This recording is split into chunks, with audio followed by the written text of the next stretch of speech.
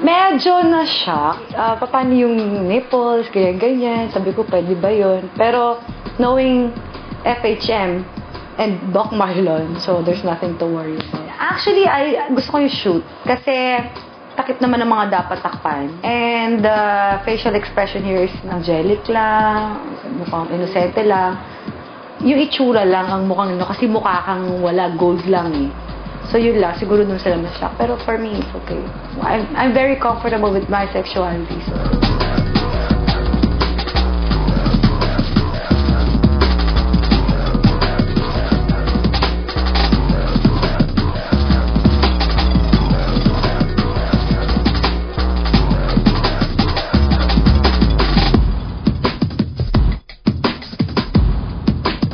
First, it will be very hard because you have to learn how to carry yourself.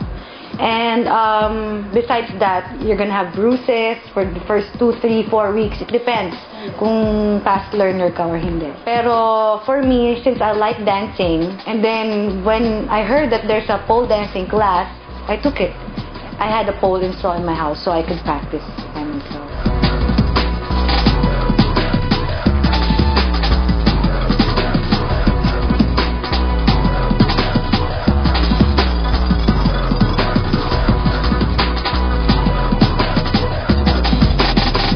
Pakita, di ba noong time may kasa, mga babae nagbibigay ng aliw. So marami kami doon. Pero ano ako dito eh, makulit, loud ako dito, tapos kailangan yun, may boobs, ganyan. Yeah. Yun ang napuntang peg sa akin.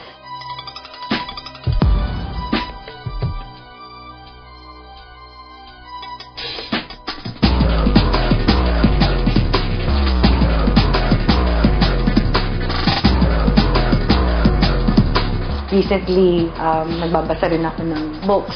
I research and practice to help, practice, to be able to learn kung ano yung sasabihin mo, alam mo talaga. Hindi yung basta na nabasa mo lang, just write it down. No, you have to practice it, how to do it the right way.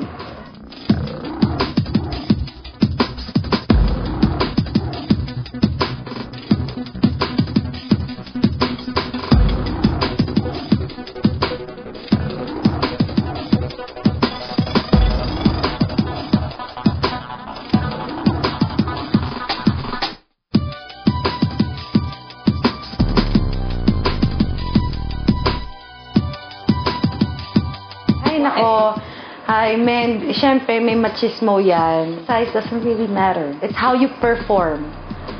It's how you imagine. It's the brain that works, that makes you horny.